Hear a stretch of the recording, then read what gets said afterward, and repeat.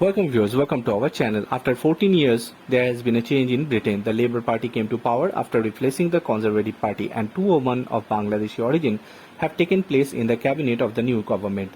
They are Tulip Siddiqui and Ruhashana Ali. They have been in the center of the discussion for the last decade and a half for a Labour Party. Ruhashana Ali became British MP for the first time in 2010.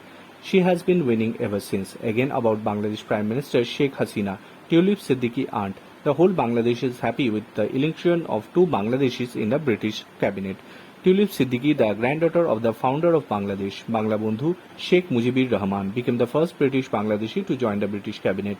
She has been appointed the Minister of Cities in the new government of British Prime Minister Keir Starmer.